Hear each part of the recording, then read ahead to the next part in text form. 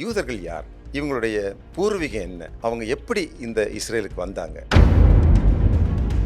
Israel இன்றைக்கு ஒரு modern கண்ட்ரியாக இருக்குது. ஆனால் இஸ்ரேலில் உள்ள யூதர்களை நாம் பார்க்க வேண்டும் என்றால் சரித்திரத்தில் கொஞ்சம் புரட்டி பார்த்தா இன்றிலிருந்து ஒரு 4000 வருஷம் நம்ம பின்னாடி போகணும்.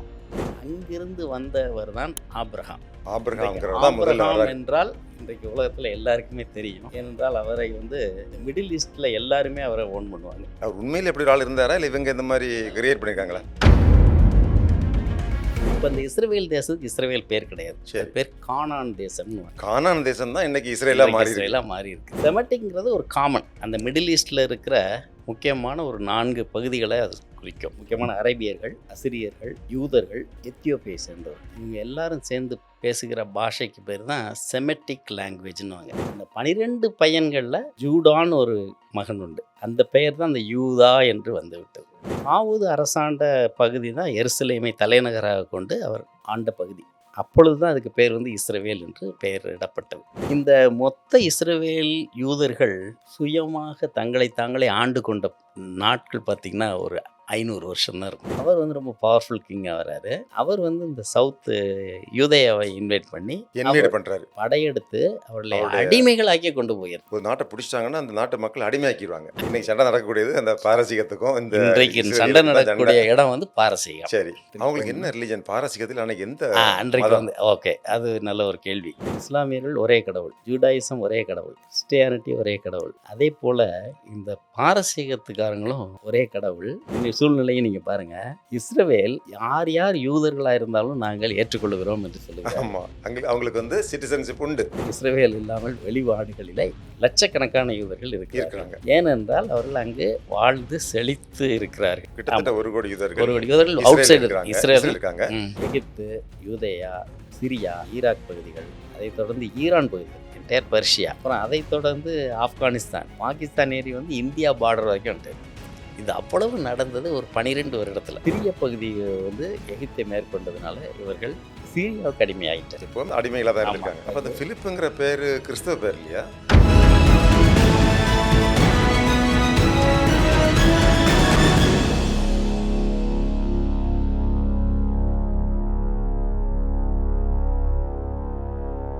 இஸ்ரேல் இன்னைக்கு உலகமே திரும்பி பார்க்கக்கூடிய ஒரு நாடு இஸ்ரேல். உலகத்திலேயே சக்தி வாய்ந்த ஒரு இராணுவம், தொழில் துறையில் ரொம்ப ரொம்ப முன்னேறி இருக்கக்கூடிய ஒரு நாடு, விவசாயத்துக்கு உலகத்துக்கே வழிகாட்டக்கூடிய வகையில் முன்னணியில் நிற்கக்கூடிய ஒரு நாடு, மிக சிறந்த மனிதர்களை உருவாக்கின ஒரு நாடு. ஆல்பர்ட் ஐன்ஸ்டீன் உலகத்திலே சிறந்த அறிவியல் விஞ்ஞானி. கார்ல் மார்க்ஸ் உலகத்திலேயே மிக சிறந்த பொருளாதார மேதை. சிக்மண்ட் ஃப்ராய்டு உலகத்திலேயே மிக சிறந்த ஒரு உளவியல் அறிஞன். நீல் போர் அணுகுண்டு தயார் பண்ணும்போது அணு சக்தியினுடைய அல்லது அணுவினுடைய ஆராய்ச்சியில் மிக பெரிய கண்டுபிடிச்ச நெயில் போர். இப்போ ரீசெண்டாக ஃபேஸ்புக்கை கண்டுபிடிச்ச மார்க் சுக்கர்பர்க். இது மட்டும் இல்லை, இதுவரைக்கும் அறிவியலுக்கு 220 நோபல் பிரைஸ் வாங்கியிருக்கிறாங்க. நோபல் பிரைஸ் வரலாற்றிலேயே 20% நோபல் பிரைஸ் வாங்கினது இஸ்ரேல் நாட்டை சேர்ந்த யூதர்கள். நம்ம இந்திய நாட்டுக்கு அறிவியலுக்கு இதுவரைக்கும் வரலாற்றிலேயே ஒரே ஒரு நோபல் பிரைஸ் தான் கிடச்சிருக்கு, சர் சி வி ராமன். ஆனால் அவங்க வாங்கியிருக்கிறது 220 நோபல் பிரைஸ். ஒரு காலத்தில் 1894 ஆண்டு ஜப்பான் நாடு தங்களை விட மிகப்பெரிய நாடான சீனா மேலே போர் தொடுத்தப்போ உலகமே ஜப்பானை திரும்பி பார்த்தது. இன்னைக்கு கிட்டத்தட்ட 70 ஆண்டு காலமாக உலகம் திரும்பி பார்க்கக்கூடிய ஒரு நாடு இஸ்ரேல். இந்த இஸ்ரேல் நாடு எங்கே இருக்குது? இதில் இருக்கக்கூடிய யூதர்கள் யார்? இவங்க எங்கேருந்து வந்தாங்க? இவங்க எப்படி அவங்களுக்கு ஒரு நாடை ஏற்படுத்தினாங்க? இவங்க சந்தித்த சவால்கள் என்ன அப்படிங்கிறத பற்றியெல்லாம் தெரியணும் அப்படிங்கிறது எனக்கு ஒரு பெரிய ஆர்வமாக இருந்தது. உங்களுக்கும் இப்படிப்பட்ட ஒரு ஆர்வம் கண்டிப்பாக இருக்கும். இஸ்ரேல் நாட்டில் வாழக்கூடிய யூதர்களுடைய வரலாறு முழுமையாக தெரிந்த ஒரு அபூர்வ மனிதன் இன்னைக்கு நம்மளோட உரையாற்ற இருக்கிறாரு. அவரை சந்தித்து அவர்கிட்ட பல முறை இஸ்ரேலை பற்றிய செய்திகளை நான் கேட்டுட்ருக்கிறேன். ஆனால் நான் மட்டும் அதை கேட்டால் போதாது, நீங்கள் எல்லாம் இந்த வரலாறு கண்டிப்பாக தெரியணும்னு ஆர்வமாக இருப்பீங்க. உங்களுக்காக மனோகர் தேவதாஸ் சார் அவர்கள், ஒரு தனியார் நிறுவனத்தில் உயர்ந்த பதவியில் இருந்த மனோகர் தேவதாஸ் அவர்கள் இன்றைக்கி நம்மளோட வந்திருக்கிறாங்க. வணக்கம் சார். மனோகர் தேவதாஸ் சார், நீங்கள் இஸ்ரேலை பற்றிய ஒரு புரிதல் உங்களுக்கு நிறைய இருக்குது. அதை பற்றிய நிறைய படிச்சிருக்கிறீங்க, ஆராய்ச்சி பண்ணியிருக்கிறீங்க. இந்த யூதர்கள் யார்? இவங்களுடைய பூர்வீகம் என்ன? அவங்க எப்படி இந்த இஸ்ரேலுக்கு வந்தாங்க? அப்படிங்கிறத பற்றி கொஞ்சம் சுருக்கமாக சொல்லுங்கள். ரொம்ப நல்லது. இஸ்ரவேல் இன்றைக்கு ஒரு மாடர்ன் கண்ட்ரியாக இருக்குது. ஆனால் இஸ்ரவேல் உள்ள யூதர்களை நாம் பார்க்க வேண்டுமென்றால் சரித்திரத்தில் கொஞ்சம் புரட்டி பார்த்தா இன்றிலிருந்து ஒரு 4000 வருஷம் நம்ம பின்னாடி போகணும். ஓகே, அதாவது கிட்டத்தட்ட நம்ம எஜிப்தியர்கள் எகிப்தியர்கள் சாம்ராஜ்யத்துக்கு அந்த முன்னாடி. சுமேரியன்ஸ். ஆமாம், சுமேரியன். நீங்கள் கரெக்டாக அந்த இடத்துக்கே வந்துட்டீங்க. சரி. ஏனென்றால் நாகரீகங்கள் எங்கே வரும்னா நதிக்கரைகளில் தான் வரும். ஆமாம். அதனால் யூப்ரட்டிஸ், டைக்ரிஸ் என்ற 2 நதிகளுக்கும் இடைப்பட்ட பகுதியில் இருக்க பகுதி தான் மெசபட்டோமியா. மிசோ இன்றைக்கு இடைப்பட்ட பகுதி. அந்த மெசபட்டோமியா பகுதி தான் ரொம்ப செழிப்பான பகுதி. சரி. அதில் உள்ள ஒரு ஊர்னு ஒரு ஊர் இருக்கு. சரி. ஊருக்கு பேரே ஊர். ஊருடைய பேரே ஊர். ஓகே, தமிழ் மக்களாக இருந்திருப்பாங்களோ? அது அது இன்றைக்கு தமிழ் மொழியா இருக்குமோ? ஈராக்கினுடைய பகுதியில் பார்த்தீங்கன்னா மாடர்ன் நேமில் அதனுடைய பெயர் டால் அல் முகார் அப்படிங்கிற பேரில் அது இன்றைக்கு இருக்குது. அந்த ஊருன்றைய ஊர் அது எங்கே இருக்குன்னா ஏறக்குறைய அந்த கடற்கரை நதி சேருகின்ற இடத்துல இருக்குது. சரி. அங்கிருந்து வந்தவர் தான் ஆபிரகாம். ஆபிரகாம் என்றால் இன்றைக்கு உலகத்தில் எல்லாருக்குமே தெரியும். ஏனென்றால் அவரை இந்த மிடில் ஈஸ்டில் எல்லாருமே அவரை ஓன் பண்ணுவாங்க. சரி. எல்லா மதத்தை சேர்ந்தவங்களுக்கும் எல்லா மதத்தை சேர்ந்த ஆரம்பம் அவர் தான். ஆரம்பம் ஏப்ரஹாம். ஏப்ரஹாமிக் ரிலிஜியனுங்கிறாங்க. ஆமாம். இஸ்லாம், கிறிஸ்தவ மதம், யூதர்களுக்கு எல்லாருக்குமே ஒட்டுமொத்த தாத்தா இந்த ஆபிரகாம். சரி. ஆபிரகாம் 4000 வருடங்களுக்கு முன்பு ஊர்ன்ற பகுதியிலேருந்து தான் வந்தார். ஓகே. அவர் உண்மையில் எப்படி ஆள் இருந்தாரா இல்லை இவங்க இந்த மாதிரி? இல்லை, உண்மையிலே எல்லாமே ஹிஸ்ட்ரி தான். சரி. அவருடைய பேரை ஒவ்வொரு சமூகத்தினரும் ஒவ்வொரு விதமாக சொல்வார்கள். முகமதியல் அரேபியர்கள் அவரை இப்ராஹிம் என்று சொல்லுவார்கள். அதான் இப்ராஹிமா? ஆபிரகாம் என்பது கிறிஸ்தவ பெயர், ஜூடாயிசம் பெயர். ஜூடாயிசங்கிறது யூதர்கள்.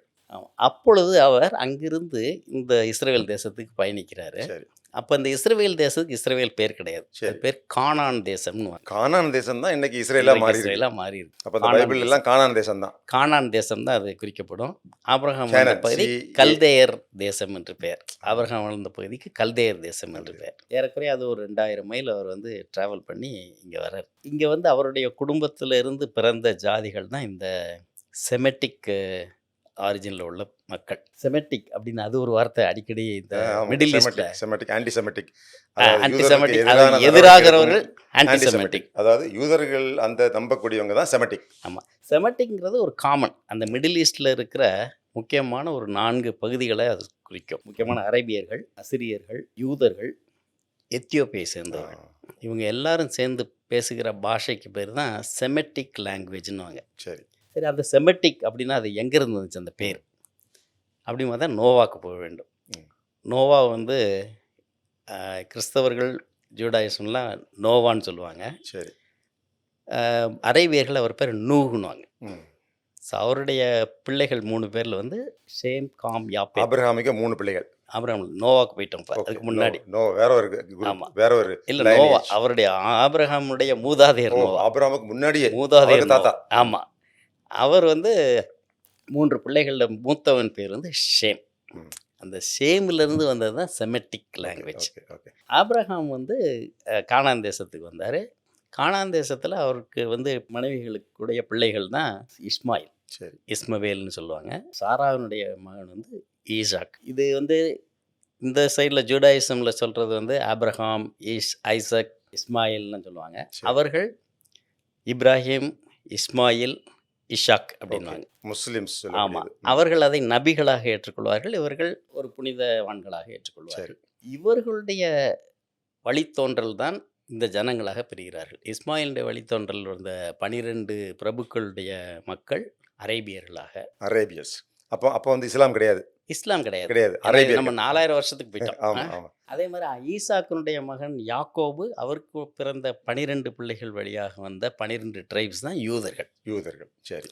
அந்த 12 பையன்களில் ஜூடான்னு ஒரு மகன் உண்டு. அந்த பெயர் தான் அந்த யூதா என்று வந்துவிட்டது. சரி. இந்த யூதர்களும் இனம் அடிப்பில் ஒரே இனம்தான். ஒரே இனம். பார்த்தா மூஞ்சி மோரெல்லாம் ஒன்று மாதிரி தான் இருக்குமா? ஒரே மாதிரி இருக்கும். ஏன்னா இவர்கள் ஆபிரகாமே பார்த்தீங்கன்னா எங்கேருந்து வந்திருக்கிறாருன்னா மெசபடோமியா இன்றைய ஈராக் பகுதியிலிருந்து தான் வந்தது. வந்திருக்காரு. அந்த ஈரான், ஈராக்கு, அந்த மெசபட்டியா எல்லாம் இந்த பகுதி தான் எல்லாருமே. ஆமாம், அதில் வந்தவர்கள் தான் இந்த யூதர்கள். சரி. ஸோ இந்த யூதர்கள் அப்படின்னு பார்த்தீங்கன்னா இந்த 4000 வருஷத்துக்கு அப்புறம் நமக்கு ஹிஸ்ட்ரியில் ரொம்ப அதிகமாக பேசப்படுகிற தாவீதுன்னு ஒருத்தர் பேசப்படுவார். இங்கிலீஷ்ல டேவிட். டேவிட். ம். அவர்கள் தாவூது என்று அழைப்பார்கள். ஓ. ஸோ அவரையும் ஒரு நபியாக அவர்கள் ஏற்றுக்கொள்வார்கள். சரி. இந்த தாவூது அரசாண்ட பகுதி தான் எருசலேமை தலைநகராக கொண்டு அவர் ஆண்ட பகுதி. அப்பொழுது தான் அதுக்கு பேர் வந்து இஸ்ரவேல் என்று சரி. பெயர் இடப்பட்டது. சரி. இந்த நாட்டுக்கு பேர் இஸ்ரவேல் என்று ஆனது. அப்போ இருந்துச்சு அந்த இஸ்ரேலுங்கிற பேரு. 3000 வருடங்கள் இருக்கு. 3000 வருடங்களுக்கு முன்பாக இஸ்ரவேல் தேசத்தில் ஜெருசலேமை தலைநகராக கொண்டு தாவீது ஆண்டார். ம். அதைத் தொடர்ந்து அவருடைய மகன் சாலமோன் ஆண்டார். சரி. அதை அவர்கள் சுலைமான் என்று அழைப்பார்கள். அப்பொழுது முழு தேசமும் இஸ்ரவேலாக இருந்தது. இருந்திருக்கு, ஒரு காலத்துல இருந்திருக்கு. ஆமாம், அதுதான் அடிப்படை. அதான் பேஸ் ஃபண்டமெண்டல். எனவே தான் எங்களுக்கு எங்க ஊரு, நாங்க அங்கதான் போனோம். உலகத்துல எங்க இருந்தாலும் அங்க போறது காரணம் அதுதான். ஆரிஜின் வந்து எருசலேம் வந்து 3000 வருடங்களுக்கு முன்பே எஸ்டாப்ளிஷ் பண்ண ஒரு நகரம். நம்முடைய சாம்ராட் அசோகனை மாதிரி. ஆமா நமக்கெல்லாம் அசோகன் வந்து முப்பாட்டனா இருக்கிற மாதிரி அவங்களுக்கு ஆமா அந்த தாவீது. தாவீது. அல்லது அந்த தாவீதுனுடைய ஸ்டார் ஆஃப் டேவிட் தான் இன்றைக்கு இஸ்ரவேல் கொடியில் வந்து நடுவில் இருக்கிற ஸ்டாருக்கு பேர் ஸ்டார் ஆஃப் டேவிட் என்று விளையாடு. அப்ப டேவிட்டுக்கு அவ்வளவு முக்கியத்துவம் இருக்கு. டேவிடுக்கு மிக முக்கியத்துவம் உண்டு. சரி. அதற்கு பின்பு அந்த தேசமானது ரெண்டாக பிரிந்தது. சாலமோனுக்கு பின்பு சரி. வடதேசம் தென் தேசம். சாலமனுக்கு பிறகு டேவிட்டுக்கும் சாலமனுக்கும் என்ன உறவு? டேவிடுடைய மகன் தான் சாலமன். சாலமன். சரி. அந்த தேசம் சாலமன் கிரண்டி, பானான் மண்டே, அது வச்சுக்கிட்ட பேரு. பட் சாலமன் வந்து ஒரு ரொம்ப மிகவும் ஞானமான ஒரு ராஜா. அவர் காலத்தில் தங்கமும் வெள்ளியும் அவ்வளவு தூரத்திற்கு சேர்க்கப்பட்டு ரொம்ப செழிப்பான ஒரு ராஜாவாக, ஞானமுள்ள ஒரு ராஜாவாக அவர் இருந்தார். அவருக்கு பின்பு இந்த தேசம் ரெண்டாக பிரிந்து வடபகுதி இஸ்ரவேல் என்றும் தென்பகுதி யூதேயா என்றும் அழைக்கப்பட்டது. இந்த மொத்த இஸ்ரவேல் யூதர்கள் சுயமாக தங்களை தாங்களே ஆண்டு கொண்ட நாட்கள் பார்த்திங்கன்னா ஒரு 500 வருஷம் தான் இருக்கும். அந்த டைம்ல அவ்வளோதான். இதெல்லாம் இயேசு கிறிஸ்து பிறக்கிறதுக்கு முன்னாடி. ஆமாம், இது வந்து இயேசு கிறிஸ்துவுக்கு முன் ஒரு 1000 வருடம். அந்த டைமில் ஒரு 500 வருடங்கள் தான் வந்து இவர்கள் சுயமாக தங்களை தாங்களே ஆண்டு கொண்ட காலம். கிட்டத்தட்ட நம்ம வந்து சாம்ராட் அசோக் வந்து இந்திய நிலப்பரப்பு ஆண்ட போது அவங்க தங்களை அங்கே ஆண்டுட்டு இருக்காங்க. கரெக்டு. இது ஆனால் அதற்கு பின்பு இந்த இஸ்ரேல் மக்களுடைய சரித்திரத்தை பார்த்தீங்கன்னா அவர்கள் ராஜ்யத்திலேயே அவங்க அடிமையாக இருப்பாங்க. சரி. அல்லது இன்னொரு ராஜ்யத்தில் போய் அடிமையாக இருப்பாங்க. சரி. அது எப்படி? அது வந்து அவர்களுக்கு அதான் வந்த வரலாறு. சரி. ஏனென்றால் எப்போவுமே சாம்ராஜ்யங்கள் ஒரே சாம்ராஜ்யம் எங்கேயுமே நிலைத்திருக்காது. ஒரு சாம்ராஜ்யம் ஏறக்குறைய 300 to 400 வருஷம் தான். அதுக்கப்புறம் ஒரு சாம்ராஜ்யம் மாறும். இந்த இஸ்ரேல் சாம்ராஜ்யத்துலேயும் பார்த்தீங்கன்னா வடக்க வந்து அசிரிய சாம்ராஜ்யம் நடக்கிறது. பக்கத்தில் பாபிலோனிய சாம்ராஜ்யம். ஸோ இப்போ அந்த காலத்தில் நம்ம அந்த சுமேரியன்ஸ் எல்லாம் ஒன்று தானே? எல்லாம் அந்த சுமேரியா. இது வந்து எல்லாமே இந்த மெசபடோமியா ஏரியாலேயே 2 பகுதி. அதில் வடபகுதி அசிரியா, தென்பகுதி பாபிலோன். முதல்ல மெசபடோமியான் இருந்தது, இப்போ பாபிலோனா மாறிச்சு. ஆமாம், அது 2 பகுதியாக இருக்கு. ஒன்று அசிரியா. யார் வந்து முக்கியத்துவம் பெறுகிறார்களோ அவர்கள் சாம்ராஜ்யம் விரிவடையும். சரிதான். ஸோ முதல்ல அசிரிய சாம்ராஜ்யம் விரிவடைந்தது. அப்போ அசிரிய சாம்ராஜ்யமானது இந்த வடக்கு இஸ்ரவேலை அடிமைகளாக கொண்டு சென்றது. சரி, இப்போ நம்ம இந்த நேரத்தில் வந்து செமெட்டிக் லாங்குவேஜுக்கு வருவோம். ஏன்னா இவர்கள் பேசுகிற பாஷை ஹீப்ரு பேசுகிறதா சொல்கிறோம். ஹீப்ருன்றோம்ல, அது வந்து செமெட்டிக் லாங்குவேஜஸ்ங்கிறது ஒரு குரூப்பு. எப்படி இந்த செமெட்டிக் பீப்புள் இருக்காங்களோ மலையாளம், தெலுங்கு அந்த மாதிரி கலந்துருக்கும். அதில் எந்த லாங்குவேஜ்னா சீரியர்கள், பாபிலோனியா அவங்க பேசுகிறது அராமிக். இந்த இஸ்ரேலியர்கள் பேசுகிறது ஹீப்ரு. இன்னும் எத்தியோப்பியர்கள் வந்து அப்ராமிக்னு சொல்லி ஒரு லாங்குவேஜும் பேசுகிறாங்க. இது எல்லாமே சேர்ந்து செமெட்டிக் லாங்குவேஜஸ். இந்த செமெட்டிக் லாங்குவேஜினுடைய ஒரு ப்ராப்பர்ட்டி, யூனிக் ப்ராப்பர்ட்டி பார்த்திங்கன்னா அவர்கள் வந்து வலதுலேருந்து இடமா எழுதுவாங்க. நம்ம இடது பக்கத்துலேருந்து அவங்க அங்கேருந்து எழுதுவார்கள். ஸோ அது ஒரு தனித்துவம். இவங்களுக்கு சில சிலபஸ்லாம் வந்து ரொம்ப ஸ்பெசிஃபிக்காக பேசப்படும். அதனால தான் நமக்கு அந்த லாங்குவேஜஸ்லாம் ஒரே மாதிரி கேட்கும். ஸோ அந்த மாதிரியாக இருக்கக்கூடிய சூழ்நிலையில் இவர்கள் எப்பொழுது அங்கே அடிமைத்தனத்துக்குள்ளே போனாங்களோ அப்போவே ஹீப்ரு ஃபேடாக ஆரம்பிச்சிருச்சு. அவர்கள் அங்கே உள்ள அராமிக் பாஷையை பேச ஆரம்பித்தார்கள். நம்முடைய சமஸ்கிருதம் கொஞ்சம் கொஞ்சமாக அழிஞ்ச மாதிரின்னு சொல்லலாம். ஆமாம், அந்த லாங்குவேஜ் இப்போ நமக்கு வந்து யார் யார் படையெடுத்து வராங்களோ அவங்க லாங்குவேஜ் உள்ளே புகுந்து விடுகிறதுல அந்த மாதிரி இருந்த மொழி வந்து அப்படியே அவங்க ஹீப்ருவானது குறைந்து பேச்சு மொழியெல்லாம் அராமிக்காக மாறிவிட்டது. அதனால தான் ஜீசஸ் கிரைஸ்ட் பீரியட்லாம் பார்த்தீங்கன்னா அவங்க பேசினது ஹீப்ரு கிடையாது, அரபிக் தான். அராமிக். அராமிக். ஆமாம், அராபிக் இல்லை அராமிக்னுவாங்க. அதனால இவங்களுக்கு வந்து சொந்த நாடு இல்லாமல் போகுது, மொழி இல்லாமல் போகுது. வேற ஒரு இடத்துல இருக்கிறதுனால அவங்க கலாச்சாரமும் சிதைக்கப்பட்ட நிலைமை. ஆனால் அதை கட்டுக்கோப்பாக பாதுகாத்துக்கிட்டு இருக்காங்க. ம். அப்புறம் ஒரு 200 வருஷம் கழிச்சு பாபிலோனிய சாம்ராஜ்யம் தலைக்கிறது. அதில் தான் நேபுகாத் நேச்சாருங்கிற ராஜா. நம்ம நேபுகாத் நேச்சார்னா ஸ்கூல்ல படிச்சோம். தொங்கு தோட்டம். தொங்கு தோட்டம். பாபிலோன் வந்து தொங்கும் ஆமா, தோட்டம் ஆமா. இருக்கு இல்லையா, நேபுகாத்நேசர். அவர் வந்து ரொம்ப பவர்ஃபுல் கிங்காக வர்றாரு. அவர் வந்து இந்த சவுத்து யூதேயாவை இன்வைட் பண்ணி இன்வைட் பண்றாரு. கம்ப்ளீட்டாக படையெடுத்து படையெடுத்து அவர்களை அவருடைய- அடிமைகளாக்கி கொண்டு போயிடுறாரு. ஒரு நாட்டை பிடிச்சிட்டாங்கன்னா அந்த நாட்டு மக்கள் அடிமையாக்கிடுவாங்க. அடிமையாக்கி அவர்கள் கொண்டு போயிடுறாங்க. ம். அதனால் 2 விதத்தில் இருக்கும். ஒன்று அவர்களே வந்து இங்கே ரூல் பண்ணுறது, இன்னொன்று அவர்களே கூட்டிட்டு போறது. கூட்டிகிட்டு போயிடுது. ஆனால் இந்த நேபுகாத் நேச்சார் என்ன பண்ணுறாருன்னா, அதில் நல்ல தரமான ஆள்களெல்லாம் நல்லா ட்ரெயின் பண்ணி தன்னுடைய ராஜ்யத்துக்கு அட்மினிஸ்ட்ரேஷனுக்கு யூஸ் பண்ணுறாரு. நிர்வாகத்துக்கு பயன்படுத்துறாரு. ஆமாம், நம்ம இந்தியன் அட்மினிஸ்ட்ரேட்டிவ் சர்வீஸ் மாதிரி. அதே மாதிரி சிவில் சர்வீஸ். ஆமாம், சிவில் சர்வீசஸை ஆர்டிசன்ஸ் அவங்கள வந்து நல்ல உபயோகத்துக்கு பண்ணிக்கிறாங்க. மர வேலை பண்றாங்க. அதனால் அவர்கள் அங்கே வந்து பாடுபடுத்தலை, ம். ரொம்ப கொடுமைப்படுத்தலை, பிரயோஜனப்படுத்தி கொண்டார். சரி, ஓகே. இது 2வது சாம்ராஜ்யம், பாபிலோனிய சாம்ராஜ்யம். இதற்கு பின்பு பெர்ஷிய சாம்ராஜ்யம் இருக்கிறது. சரி, அது பாரசீகம்னு நம்ம சொல்லுவோம். அது எந்த பகுதினா ஈரான் பகுதி. ஓகே. இந்த ஈரான் பகுதி அப்போ சூசான் அப்படிங்கிற ஒரு தலைநகரை கொண்டு ஆளுகிறது. இப்போ அடுத்தது பாபிலோனிய சாம்ராஜ்யம் தாழ்வடைகிறது, பாரசீக சாம்ராஜ்யம் உயர்வடைகிறது. அதில் தான் ஒரு ராஜா, பாரசீகம் அப்படின்னு சொல்லக்கூடிய பெர்ஷியா. இன்னைக்கு இருக்கக்கூடிய ஈராக்கு, ஈரான். இன்றைக்கு இருக்கக்கூடிய ஈரான். ஈரான் மட்டும்தான். ஆமாம், ஈராக் வராது. ஈராக்கினுடைய ஒரு பகுதி பகுதி வரலாம், பட் ஈரான் தான் உங்களுக்கு மேஜர். இன்னைக்கு சண்டை நடக்கக்கூடியது அந்த பாரசீகத்துக்கும் இந்த இன்றைக்கு சண்டை இஸ்ரேலுக்கும் தான் நடக்கக்கூடிய சண்டை. இடம் வந்து பாரசீகம். சரி. இதில் என்ன விசேஷம்னா, அதில் ஒரு ராஜா, பவர்ஃபுல்லான ராஜா வர்றார். நம்ம பாரசீகத்துல எப்பவுமே ஒரு நிரந்தரமான பெரிய பெர்ஷியன் கிங். ஆமாம், ஏன்னா அந்த ராஜ்யம் வந்து மற்ற இடங்களில் படையெடுத்தாலும் அங்கே உள்ள ஜனங்களுடைய கல்ச்சரை தொந்தரவு பண்ண மாட்டாங்க, ரிலிஜனையும் தொந்தரவு பண்ண மாட்டாங்க. கரெக்ட். அதனால் கொஞ்சம் ஸ்டெபிலிட்டி இருக்கும். ம்.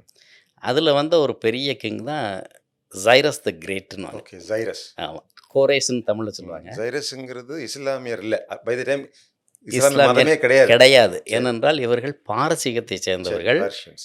இவர்கள் பேசுகிற பாஷை அரபிக் கிடையாது, பெர்ஷிய பாஷை. பெர்ஷிய பாஷை. ஸோ அந்த பெர்ஷியாவில் இருந்து அங்கே உள்ள ராஜா வந்து இப்போ படையெடுத்து பாபிலோனை, அசிரியா எல்லாத்தையும் கேப்சர் பண்ணிட்டு வரும்போது இந்த இஸ்ரவேலையும் கேப்சர் பண்ணிடுறாங்க. ஓகே. ஸோ அதனால் இப்போ இது அடுத்தது இந்த இஸ்ரவேல் பாரசீகத்துக்கு அடிமையாக போய்விட்டது. சரி. ஆனால் இந்த ராஜா என்ன பண்ணார், கொஞ்சம் ரிலீஜியஸ் ஃப்ரீடம் கொடுக்கணுன்றதுனால எல்லாரையும் அவங்கவுங்க அந்தந்த கண்ட்ரி. அவங்களுக்கு என்ன ரிலிஜன் பாரசீகத்தில் அன்னைக்கு எந்த அன்றைக்கு மதம்? வந்து ஓகே, அது நல்ல ஒரு கேள்வி. ஏன்னா இப்ப பாரசீகத்தை முஸ்லிம்ஸ் கிடையாது, கிடையாது. அங்க ஹிந்துவிசம் கிடையாது, ஆமாம். ஜூஸ் ஜூடாயிசம்ங்கிறது பெருசா இருக்காது அவங்களுக்கு. இந்த பாரசீகத்துல நேரத்தில் இருக்காது. இந்த நேரத்தில் நான் இது ஒன்று ஒரு தகவலும் சொல்கிறேன். இவர்கள் எல்லாருமே வணங்குகிற தெய்வம் பேகன்ஸ். இல்லை, இதற்கு முன்பாக இந்த ஆபிரகாமுக்கு முன்பாக அவர்கள் பல தெய்வம், பாலியத்திசம்னு சொல்லுவாங்க. ஆனால் நம்ம இந்து இவர்கள் மதத்தை மாதிரி. ஆமாம், நிறைய ஒவ்வொரு டிபார்ட்மெண்ட்டுக்கும் ஒரு கடவுள் வச்சுருப்பாங்க. சரி. மழை பெய்யறதுக்கு ஒரு கடவுள், எல்லாத்துக்கும் ஒரு கல்யாணம் கடவுள். ஒரு கடவுள், ஆமா. உடம்பு நல்லா இருக்கிறதுக்கு ஒரு கடவுள். ஆனால் இப்போ கடவுளுக்கு ஒரு கடவுள். ஆபிரகாமிக் ரிலிஜனுங்கிறாங்களே, அது வந்து எப்படின்னா மோனோஎத்திசம், ஒரே கடவுள். அதனால தான் இஸ்லாமியர்கள் ஒரே கடவுள், ஆமா. ஜூடாயிசம் ஒரே கடவுள், கிறிஸ்டியானிட்டி ஒரே கடவுள். அதே போல் இந்த பாரசீகத்துக்காரங்களும் ஒரே கடவுள் வச்சுட்டாங்க அப்படி. ஆமாம். அதுக்கு பேர் வந்து ஜோராஸ்ட்ரியன், கேள்விப்பட்டிருக்கீங்களா? ஜொராஸ்ட்ரியன். ஆமா. ஜோராஸ்ட்ரியன் ஒரு ஆமா. ப்ராஃபட். அவங்க வந்து அவரை ஃபாலோ பண்ணுவாங்க. சரி. அவங்க என்னத்தை கும்பிடுவார்கள் என்றால் தீபத்தை கும்பிடுவார், ம். ஒளி. சரி. அவர்கள் வந்து இன்னொரு ஒரு குறிப்பு சொன்னோன்னா அவங்களுக்கு இன்னும் புரியும். பார்சின்னு சொல்கிறோம்ல, சரி. ஆமா. நம்ம இந்தியாவில் பார்சி இனத்தவர். ஆமா. அவர்கள் யார் என்றால் பார்சிஸ். பெர்ஷியாவிலிருந்து ஓ, வந்தவர்கள். அவங்க தான் பார்சிகள். நம்ம அந்த அதான் டாடா பார்சி. பிர்லா, அந்த பார்சியா?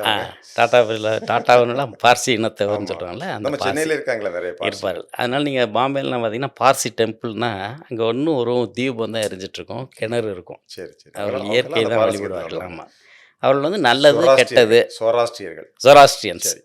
ஸோ அந்த பாரசீக மன்னன் வந்து சொராஸ்ட்ரியர் தான் ஒரு காலம். ஜொராஸ்ட்ரியன். அப்போ வந்து மதங்கள் வந்து வேற மதம் அவங்க இல்ல, புகுத்தப்படல. ஒண்ணுமே இல்ல.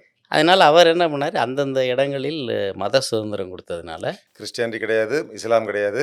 அப்ப ஜூடாயிசம், ஜொராஸ்ட்ரியன் ஜொராஸ்ட்ரியன் இருக்குது. மற்ற இடங்களில் வந்து பாலியத்திசம் இருக்குது. பல விதமான கடவுளை இப்போ கிரேக்க கடவுள்லாம் நிறைய கடவுள்கள், ரோமரில் நிறைய கடவுள்கள், ஈஜிப்ட்லேயும் நிறைய கடவுள்கள், ஈஜிப்ட்லயும் கடவுள். அந்த மாதிரிலாம் இருக்குது. இந்த ராஜா இது பண்ணதுனால அவர்கள் திரும்பவுமாக வருவதற்கு வாய்ப்பு இருக்குது.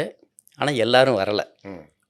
பெர்மிஷன் கொடுத்தாலுமே எல்லாரும் வரல. இப்போ இன்றைய தேதிக்கு உள்ள இந்த சூழ்நிலையை நீங்கள் பாருங்கள். இஸ்ரவேல் யார் யார் யூதர்களாக இருந்தாலும் நாங்கள் ஏற்றுக்கொள்கிறோம் என்று சொல்லுகிறார். ஆமா. அவங்களுக்கு வந்து சிட்டிசன்ஷிப் உண்டு உண்டு. இஸ்ரேலுக்குள்ள. இஸ்ரேலுக்குள்ளே நீங்கள் வந்தீங்கன்னா ஏதோ ஒரு இடம் உங்களுக்கு கொடுக்கப்படும், ஒரு வேலை கொடுக்கப்படும். உங்களுக்கு 6 மாதம் உங்களுக்கு வந்து ஓரியன்டேஷன் இருக்குது. ம். ஏன்னா அவங்க பயிற்சி எடுக்கணும். லாங்குவேஜ் படிக்கணும், அங்கே உள்ள கல்ச்சர் படிக்கணும், அங்கே உள்ள அமைப்புகளை பற்றி கற்றுக்கொள்ளணும், எல்லாம் இருக்குது. அப்படி ஒரு ஆனாலும் இன்றும் இஸ்ரவேல் இல்லாமல் வெளிநாடுகளிலே லட்சக்கணக்கான யூதர்கள் இருக்கிறார்கள். இருக்காங்க. ஏனென்றால் அவர்கள் அங்கு வாழ்ந்து செழித்து இருக்கிறார்கள். ஆமா, ஆமா. இதுல கிட்டத்தட்ட 1 கோடி யூதர்கள், கிட்டத்தட்ட 1 கோடி யூதர்கள் ஒரு கோடி யூதர்கள் இஸ்ரேல் அவுட் சைடு இருக்காங்க. இஸ்ரேல். இஸ்ரேல் இருக்காங்க. ம். கிட்டத்தட்ட அரை கோடியிலிருந்து 3/4 கோடி 1 கோடி வரைக்கும் வெளியே இருக்கிறதா சொல்றாங்க. வெளியில் சரியான இருக்கிறாங்க. எண்ணிக்கை நமக்கு தெரியல. Correct. கிட்டத்தட்ட ம். அதனால இன்றைக்கும் அந்த அலியான்னு சொல்லுவாங்க. அலியான்னாக்கா கோயிங் பேக் ஹோம். ஆமா, ஆமா. முதல் அலியான், 2வது அலியான், ரெண்டாவது அது அது பெரிய மாதிரி கதை. இன்றைக்கும் போய்கிட்டு தான் இருக்கிறாங்க. ஆமா, ஆமா. அதாவது தாய்நாடு திரும்புறது. தாய்நாடு திரும்ப தாய்நாடு திரும்பிட்டு ஆமா. இருக்காங்க. அது அது அந்த மாதிரி சூழ்நிலையில அவங்க அடிமைப்பட்டிருக்காங்க. ஓகே. அடிமைப்பட்டு வரதுக்கு இவங்க பெர்மிஷன் கொடுத்தாலும் அடிமைப்பட்டிருந்தாங்க. கொஞ்சம் பேர் போனாங்க, கொஞ்சம் பேர் போகல. போகலை. இன்னமும் அதனால அவர்கள் பாரசீகத்தில் பெர்ஷியாவில் இருக்காங்க, சிரியாவில் இருக்காங்க, ஈரானில் இருக்காங்க, எல்லா பகுதிகளிலும் அவர் நிரம்பி தான் இருக்கிறார்கள். ஸோ இதுதான் இந்த சூழ்நிலை. இதற்கு பின்பு பாரசீக சாம்ராஜ்யம் வலிவு குறைந்தது, கிரேக்க சாம்ராஜ்யம் உயிர்த்தது. வளருது. இப்போ கிரேக்க சாம்ராஜ்யம் இப்போ எங்கேருந்து வருதுன்னா மக்கதோனியாவிலேருந்து வருது. மெசடோனியா. மேசிடோனியான்னு அலெக்சாண்டர் தி கிரேட். எஸ், மேசிடோனியாவிலேருந்து தான் அலெக்சாண்டர் வருகிறார். அலெக்சாண்டர் வந்து பிலிப்ன்ற ஒரு ராஜாவுடைய பையன். அவர் வந்து ரொம்ப இளம் வயதில் ராஜாவாயிடுறாரு. அப்ப அந்த ராஜாவாகி பிலிப்புங்கிற பேரு கிறிஸ்தவ பேர் இல்லையா? இல்லை, பிலிப்புங்கிறது அங்கே உள்ள அங்க இருந்த பெயர். பேர், அங்க இருந்த பேர் அந்த தான். பெயர் சரி. வந்து பிலிப்புங்கிற கிறிஸ்தவர்கள் பையன் தான் அலெக்சாண்டர். அலெக்சாண்டர். ஆனா அவன் கிறிஸ்டியன் கிடையாது. கிறிஸ்டியன் கிடையாது. கிரேக்கர்கள் நம்ம அலெக்சாண்டர்னு என்ன நினைக்கிறோம்? கிறிஸ்டியன் இல்லை, நினைக்கிறோம். அந்த பேர் எல்லாரும் யூஸ் பண்ணுறாங்க. சரி. பட் அப்போ அவர்கள் வந்து கிரேக்க கடவுள்கள் நிறைய வச்சுருக்கிறாங்க. ஆமா. இப்போ கிரேக்க கடவுள் தான் நிறைய நமக்கு தெரிஞ்ச டயனா, ஜிஎஸ், ஆமா. மினர்வா, இந்த மாதிரி எல்லா மெர்க்குரி. பேரும் பார்த்தீங்கன்னா கிரேக்க கடவுள்கள் தான். அவர் வந்து அங்கேருந்து படையெடுத்து வரும் பொழுது ஒவ்வொரு நாடாக அவர் நம்ம இந்தியாவுக்கு தான் படையெடுத்து வந்து அது மாதிரி பேசிட்டு இருக்கிறோம். இல்லை, அவர் வந்து ஈஜிப்ட்லேருந்து ஆரம்பித்து இந்தியா வரைக்கும் வந்தார். அவ்வளவுதான். அவ்வளோ தூரம் வந்திருக்காரு. ஆனா இஸ்ரேலுக்கும் போயிருக்காரு. இஸ்ரேல் யூதேயாவும் கேப்சர் பண்ணிட்டார். எகிப்து, யூதேயா, அதற்கு தொடர்ந்து சிரியா, ம். அதைத் தொடர்ந்து ஈராக் பகுதிகள், அதைத் தொடர்ந்து ஈரான் பகுதிகள், என்டையர் பெர்ஷியா, பர்ஷியா பிடிச்சிட்டாரு. அப்புறம் அதைத் தொடர்ந்து ஆப்கானிஸ்தான், பாகிஸ்தான் ஏறி வந்து இந்தியா பார்டர் வரைக்கும் வந்துட்டார். ஆமா. இது அவ்வளவு நடந்தது ஒரு 12 வருடத்தில். 12 வருடங்களில் இது முடிஞ்சிருச்சு. ஆ. முடிஞ்சு அவர் ரிட்டர்ன் ஆகும்போது பாபிலோனில் இறந்துறாரு. இறந்த பின்பு அவருடைய 4 ஜெனரல்ஸ் தான் இந்த பகுதிகளை பிரிச்சுக்கிறாங்க. அப்படி பார்க்கும் பொழுது இந்த யூதேயா பகுதி எகிப்தை சேர்ந்த டாலமின்ற பகுதிக்கு போய் சேர்ந்தது. டாலமி. இப்போ வந்து இப்போ இஸ்ரவேலானது எகிப்துக்கு அடிமைத்தனத்தில் இருந்துச்சு. சரி. ஏதோ ஒரு இடத்துல அடிமைத்தனத்தில் இருக்கும். எகிப்துக்கு அடிமை. பிற்காலத்துல எகிப்தோட பெரிய சண்டைகள்லாம் நடந்திருக்கு. ஆமாம், இப்போ வந்து அது எகிப்தில் அடிமைத்தனம். சரி. இதற்கு அடுத்து இந்த 4 பகுதிகள்லேயே ஒவ்வொருத்தருக்கு ஒருத்தர் சண்டை. அதில் வந்து சிரிய பகுதி வந்து எகிப்தை மேற்கொண்டதுனால இவர்கள் சீரியாவுக்கு அடிமையாயிட்டார். சிரியாக்கு அடிமையாயிட்டாங்க. ஆமாம், அந்த சிரியா பலமுறை இவங்க அடிச்சாங்க. அந்தியோகியாவை தலைமையாக கொண்ட சரி. அந்த பகுதிக்கு இவங்க அடிமையாயிட்டாங்க. ஆ, அதனால இப்போ இஸ்ரவேல் வந்து இப்போ சிரியா பகுதிக்கு அடிமையாயிடுச்சு. சரி. இதைத் தொடர்ந்து ரோம சாம்ராஜ்யம் வருகிறது. அது கிறிஸ்துவுக்கு அலெக்சாண்டருக்கு முன் பிறகு. கிறிஸ்துவுக்கு முன் முதல் நூற்றாண்டில் ம். ஜூலியஸ் சீசர்லாம் 46 BC. ஆமா.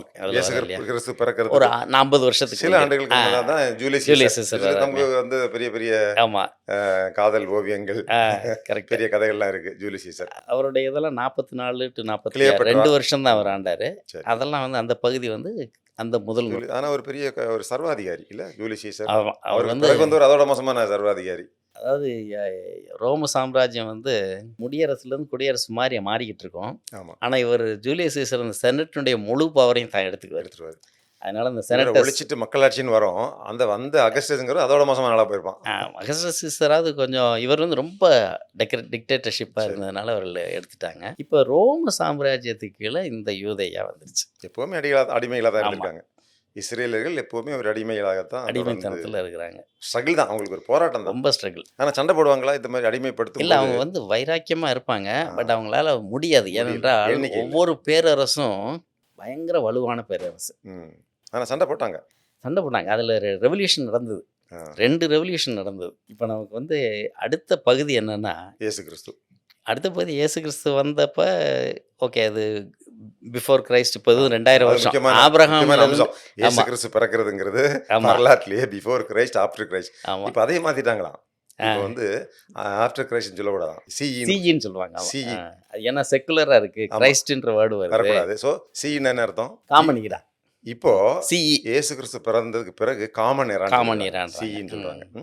அந்த கிறிஸ்தவ பேர் வரக்கூடாது, ஆமா. செக்குலரா செக்குலரா இருக்கணும். இருக்கணும். சரி, அது வந்து இயேசு கிறிஸ்து பிறக்கிறதுங்கிறது நமக்கு ஒரு முக்கியமான ஒரு மைல்ஸ், ஒரு ஒரு ஒரு ஹிஸ்டாரிக் மைல்ஸ்டோன். ஏன்னா அந்த மைல்ஸ்டோனுக்கு அப்புறம் வந்து ஜீசஸ் கிரைஸ்ட் அந்த யூதேயால இருக்கிறாரு. சரி, அவர் இறந்ததற்கு பின்பு அப்போ தான் இங்கே இந்த டிஃப்ரென்ஸ் வருது. ஓகே. யூதர்கள் ஒரு மாதிரி எடுத்துக்கிறாங்க, கிறிஸ்தவர்கள் ஒரு மாதிரி எடுத்துக்கிறாங்க, அரேபியர்கள் ஒரு மாதிரி எடுத்துக்கிறாங்க. இஸ்ரேல் நாட்டு மக்கள், யூதர்கள், இவர்களுடைய வரலாறு கிறிஸ்து பிறக்கிறதுக்கு முன்னாடி வரலாறு பற்றி பார்த்தோம். ரொம்ப இன்ட்ரெஸ்டிங்கான வரலாறு. ஒரு இன மக்கள் பல்வேறு விதமான பெரிய பேரரசுகளுடைய தாக்குதல்கள், அடக்குமுறை, அடிமைத்தனம், கடத்தல், இதையெல்லாம் தொடர்ந்து ஃபைட் பண்ணிட்டு இருக்கக்கூடிய ஒரு இனம் என்பதை தெரிஞ்சிருக்கிறோம்.